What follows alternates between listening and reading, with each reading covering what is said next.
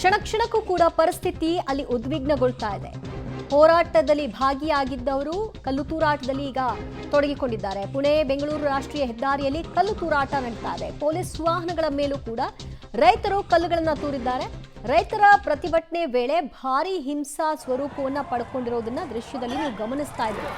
ಯಾವ ಮಟ್ಟಕ್ಕೆ ಹೋಗಿದೆ ಹಿಂಸಾ ಸ್ವರೂಪ ಅಂತ ಪ್ರತಿ ಅಪ್ಡೇಟ್ಗಳನ್ನ ಪಡ್ಕೊಳ್ತಾ ಇದ್ದಾರೆ. ಸರ್ಕಾರ ಜಗ್ತಾ ಇಲ್ಲ ಅನ್ನೋದು ಅವರಿಗೆ ಮನವರಿಕೆ ಆಗಿದೆ. ಹೇಗಾದರೂ ಮಾಡಿ ಸರ್ಕಾರಕ್ಕೆ ಬಿಸಿ ಮುಟ್ಟಿಸ್ಬೇಕು. ರೈತರು ಒಮ್ಮೆ ನಿರ್ಧಾರ ಮಾಡಿದರೆ ಯಾವ ಹಂತಕ್ಕೆ ಹೋಗಬಹುದು ಅನ್ನೋದು ಸರ್ಕಾರಕ್ಕೆ ಗೊತ್ತಾಗಬೇಕು ಅಂತ ಅಣಿಯಾಗಿರುವಂತಹ ಹೋರಾಟಗಾರರು ಕಲ್ಲು ತೂರಾಟವನ್ನು ನಡೆಸ್ತಾ ಇದ್ದಾರೆ.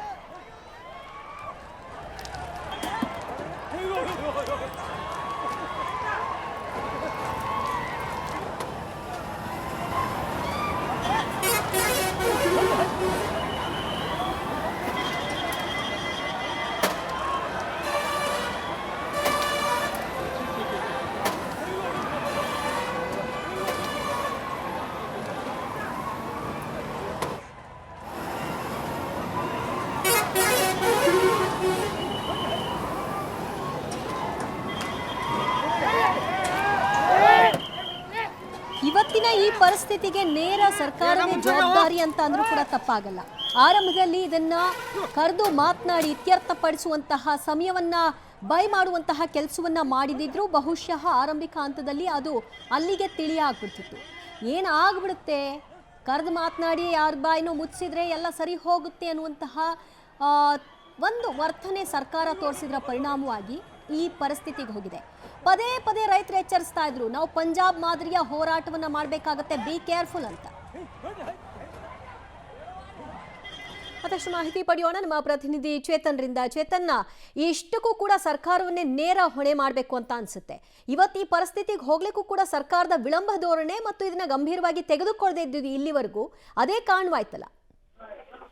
ಖಂಡಿತವಾಗಿಯೂ ಜೊತೆ, ಯಾಕಂದ್ರೆ ಕಳೆದ 9 ದಿನಗಳಿಂದ ರೈತರು ಅಹೋರಾತ್ರಿ ಧರಣಿಯನ್ನ ಬೆಳಗಾವಿ ಜಿಲ್ಲೆ ಮೂಡಲಗಿ ತಾಲೂಕಿನ ಕುರ್ಲಾಪುರ್ ಕ್ರಾಸ್ ಬಳಿ ಮಾಡ್ತಾ ಇದ್ರು.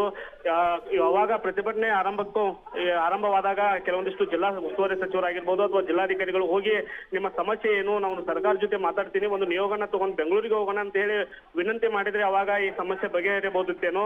ಆದ್ರೆ 9 ದಿನಗಳಾದ್ರೂ ಕೂಡ 7 ದಿನಗಳಾದ್ರೂ ಕೂಡ ಸರ್ಕಾರ ಸ್ಪಂದನೆ ಮಾಡ್ಲಿಲ್ಲ. 8ನೇ ದಿನಕ್ಕೆ ಸಕ್ಕರೆ ಸಚಿವರು ಸ್ಥಳಕ್ಕೆ ಆಗಮಿಸಿ ನಮಗೆ ಗಡುವು ಬೇಕಂತ ಕೇಳ್ತಾರೆ. ಹೀಗಾಗಿ ಒಂದು ರೀತಿಯಾದಂತಹ ಸರ್ಕಾರದ ನಿರ್ಲಕ್ಷ್ಯ ಇಲ್ಲಿ ಎದ್ದು ಕಾಣ್ತಿರುವಂತದ್ದು. ಒಂದು ಕಡೆ ರೈತರ ಆಕ್ರೋಶದ ಕಟ್ಟೆ ಹೊಡೆದಿರುವಂತದ್ದು. ಒಂದು 3400 ಕೇಳ್ತಾ ಇದೀವಿ, ನಮಗೆ 3400 ಪ್ರಮುಖವಾಗಿ ಮಹಾರಾಷ್ಟ್ರ ಇದೆ. ಮಹಾರಾಷ್ಟ್ರದ ಗಡಿ ಭಾಗದ ಸಕ್ಕರೆ ಕಾರ್ಖಾನೆಗಳಲ್ಲಿ ಈಗಾಗಲೇ 3500ದಿಂದ 3600ವರೆಗೆ ಬೆಲೆಯನ್ನ ಘೋಷಣೆ ಮಾಡಿರುವಂತದ್ದು. ಅವರು ಸುಮಾರು 100 ಕಿಲೋಮೀಟರ್ಗಳಿಂದ ಬಂದು ಕಬ್ಬನ್ನ ಕಟಾವು ಮಾಡಿಕೊಂಡು ಮಹಾರಾಷ್ಟ್ರಕ್ಕೆ ತೆಗೆದುಕೊಂಡು ಹೋಗ್ತಾ ಇದ್ದಾರೆ. ನೀವು ಇಲ್ಲಿಂದ 20 ರಿಂದ 30 ಕಿಲೋಮೀಟರ್ ವ್ಯಾಪ್ತಿಯಲ್ಲಿ ಕಬ್ಬು ಕಟಾವು ಮಾಡಲು ಹಾರ್ವೆಸ್ಟಿಂಗ್ ಹಾಗೂ ಟ್ರಾನ್ಸ್ಪೋರ್ಟೇಷನ್ಗೆ ಕಡಿಮೆ ವೆಚ್ಚ ಬರುತ್ತೆ. ನಿಮಗೆ 3400 ಕೊಡಲು ಏನು ಸಮಸ್ಯೆ ಅಂದೇಳಿ ರೈತರು ಆಕ್ರೋಶವನ್ನು ವ್ಯಕ್ತಪಡಿಸಿದ್ರು. ಆ ಸಂದರ್ಭದಲ್ಲಿ ಸರ್ಕಾರ ಮುನ್ನೆಚ್ಚರಿಕೆ ಕ್ರಮಗಳನ್ನ ಕೈಗೊಂಡು ಒಂದ್ ರೀತಿಯಾದಂತ ಮಾತುಕತೆ ನಡೆಸಿದ್ರೆ ಈ ಸಮಸ್ಯೆ ಉದ್ಭವಿಸ್ತಾ ಇರಲಿಲ್ಲ. ಆದ್ರೆ ಎಲ್ಲೋ ಒಂದ್ ಕಡೆ ಬೆಳಗಾವಿ ಜಿಲ್ಲಾ ಉಸ್ತುವಾರಿ ಸಚಿವರು ಕೂಡ ಸ್ಥಳಕ್ಕೆ ಆಗಮಿಸಲು ಆಕ್ರೋಶವನ್ನ ರೈತರು ವ್ಯಕ್ತಪಡಿಸಿದ್ರು. ಹೀಗಾಗಿ ಒಂದ್ ಕಡೆ ಸರ್ಕಾರದ ನಿರ್ಲಕ್ಷ್ಯ ಇದರಲ್ಲಿ ಎದ್ದು ಕಾಣ್ತಿರುವಂತದ್ದು. ಇನ್ನಾದ್ರೂ ಸಮಯ ಮಿಂಚಿಲ್ಲ, ಈಗೇನಾದ್ರೂ ಸರ್ಕಾರ ಈ ಬಗ್ಗೆ ಒಂದು ನಿರ್ಧಾರ ತೆಗೆದುಕೊಳ್ಬೇಕಾಗಿದೆ. ಇಲ್ಲಾಂದ್ರೆ ಗುರ್ಲಾಪುರ್ ಭಾಗದಲ್ಲಿ ರೈತರು ಪ್ರತಿಭಟನೆ ಮಾಡ್ತಾ ಇದ್ದಾರೆ. ಅವರು ಕೂಡ ಈ ಹತ್ತರಿಗಿ ಟೋಲ್ ನಾಕಾ ಬಳಿ ಈಗ ಕೆಲವೊಂದಿಷ್ಟು ಜನರು ಆಗಮಿಸಿದರೆ ಇನ್ನೂ ಸಾಕಷ್ಟು ಸಂಖ್ಯೆಯಲ್ಲಿ ರೈತರು ಇಲ್ಲಿ ಆಗಮಿಸುವ ಸಾಧ್ಯತೆ ಇದೆ. ಸಂಪೂರ್ಣವಾಗಿ ಹೆದ್ದಾರಿ ಬಂದ್ ಆಗಿದೆ. ಹೀಗಾಗಿ ಸಾಕಷ್ಟು ಕಿಲೋಮೀಟರ್ ಗಂಟೆ ಟ್ರಾಫಿಕ್ ಜಾಮ್ ಆಗಿರುವಂತದ್ದು, ಸಾರ್ವಜನಿಕರು ಸಮಸ್ಯೆ ಅನುಭವಿಸ್ತಿರುವಂತದ್ದು. ಹೀಗಾಗಿ ಸರ್ಕಾರ ಇಷ್ಟು ದಿನಗಳವರೆಗೆ ನಿರ್ಲಕ್ಷ್ಯ ಧೋರಣೆ ಅನುಸರಿಸಿತ್ತು. ಇವತ್ತು 9ನೇ ದಿನದ ಹೋರಾಟ. ಇವತ್ತಾದ್ರೂ ಕಬ್ಬು ಬೆಳೆಗಾರರಿಗೆ ಸಿಹಿ ಸುದ್ದಿ ನೀಡುತ್ತಾ ಅನ್ನೋದನ್ನ ಕಾದು ನೋಡ್ಬೇಕಾಗಿದೆ. ಒಂದು ವೇಳೆ ಸರ್ಕಾರ ಇದೇ ರೀತಿ ನಿರ್ಲಕ್ಷ್ಯ ಮುಂದುವರಿಸಿದ್ರೆ ರೈತರ ಇನ್ನಷ್ಟು ಆಕ್ರೋಶದ ಕಟ್ಟೆ ಒಡೆಯುವ ಸಾಧ್ಯತೆಗಳಿರುವಂತದ್ದು. ದಿವ್ಯ ಜೊತೆ. ಓಕೆ ಚೇತನ್, ಸಂಪರ್ಕದಲ್ಲಿ ಮತ್ತಷ್ಟು ಮಾಹಿತಿ ಪಡ್ಕೊಳ್ತೀವಿ.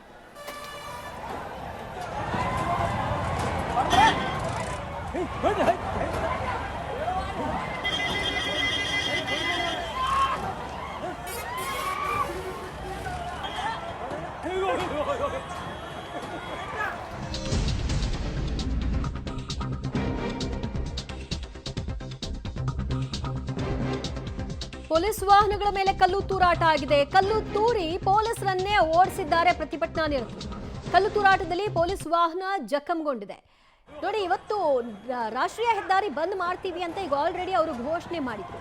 ಆದ್ರೆ ಪೊಲೀಸರು ಇದನ್ನ ಈ ಮಟ್ಟಕ್ಕೆ ಹೋಗುತ್ತೆ ಅಂತ ನಿರೀಕ್ಷೆ ಮಾಡಿರ್ಲಿಲ್ವಾ ಅಂತ ಕಾಣಿಸ್ತಾ ಇದೆ. ಪರಿಸ್ಥಿತಿಗಳನ್ನ ಗಮನಿಸ್ತಾ ಇದ್ರೆ ಅದನ್ನ ಕಂಟ್ರೋಲ್ಗೆ ತೆಗೆದುಕೊಳ್ಳಿಕ್ಕೆ ಅವರು ವಿಫಲವಾಗಿರೋದನ್ನ ಗಮನಿಸ್ತಾ ಇದ್ರೆ ಏನು ಆ ರೀತಿ ಆಗಲ್ಲ, ಡೆಡ್ಲೈನ್ ಕೊಟ್ಟಿದ್ದಾರೆ, ಸಭೆ ಆಗ್ತಿದೆಯಲ್ಲ ಅನ್ನುವಂತಹ ಮನಸ್ಥಿತಿಗೆ ಪೊಲೀಸರು ಕೂಡ ಏನಾದರೂ ಹೋಗ್ಬಿಟ್ಟಿದ್ರ ನೋಡಿ. ಇವತ್ತು ಈಗ ಎಲ್ಲೇ ಒಂದು ಕಡೆಯಲ್ಲಿ ಬೆಂಕಿ ಹೊತ್ಕೊಂಡ್ರೂ ಕೂಡ ಅದು ಬೇರೆ ಕಡೆಗಳಲ್ಲಿ ವ್ಯಾಪಿಸಿ ಆ ಕಿಚ್ಚು ಇನ್ನಷ್ಟು ಜ್ವಾಲಾಮುಖಿಯಾಗಿ ಉರಿಯೋದಕ್ಕೆ ಎಷ್ಟೊತ್ತು. ಒಂದು ಕಡೆ ಆದ ತಕ್ಷಣ ಅದು ಇನ್ನೊಂದು ಕಡೆಯಲ್ಲೂ ಕೂಡ ಇನ್ಸ್ಪೈರ್ ಆಗಿಬಿಡುತ್ತೆ, ಇನ್ನೊಂದು ಕಡೆಯಲ್ಲೂ ಪ್ರೇರೇಪಿಸುತ್ತೆ, ಇನ್ನೊಂದು ಕಡೆಯಲ್ಲಿ ಕೆರಳೋದಕ್ಕೆ. ರೈತರನ್ನ ಮುಟ್ಟಿದಾಗ ಏನಾಗುತ್ತೆ ಅನ್ನೋದಕ್ಕೆ ಸಂಬಂಧಪಟ್ಟ ಹಾಗೆ ಆಗ್ತಾ ಇರುವ ಬೆಳವಣಿಗೆ.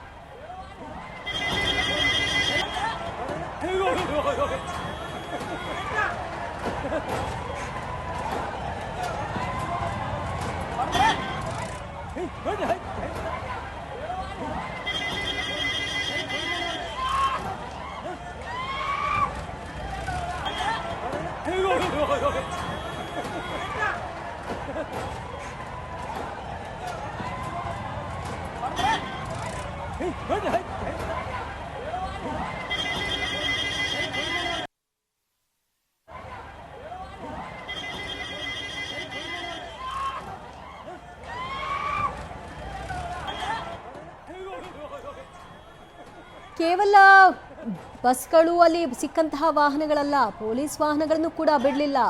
ಕಲ್ಲು ತೂರಾಟವನ್ನು ನಡೆಸಿದ್ದಾರೆ ರೈತರು. ಕಾರಣ ಅವರ ಸಿಟ್ಟು ಪೊಲೀಸರ ಮೇಲೆ ತಿರುಗಿತ್ತು. ನಮ್ಮನ್ನ ಕಂಟ್ರೋಲ್ ಮಾಡ್ತಾ ಇದ್ದಾರೆ, ನಮ್ಮ ಹೋರಾಟವನ್ನು ಹತ್ತಿಕ್ಕೋ ಪ್ರಯತ್ನವನ್ನು ಸರ್ಕಾರ ಪೊಲೀಸರ ಮೂಲಕವಾಗಿ ನಡೆಸ್ತಾ ಇದೆ ಅನ್ನೋದು. ಅದರ ಪರಿಣಾಮ ನೀವು ದೃಶ್ಯದಲ್ಲಿ ನೋಡ್ತಾ ಇದ್ರಿ.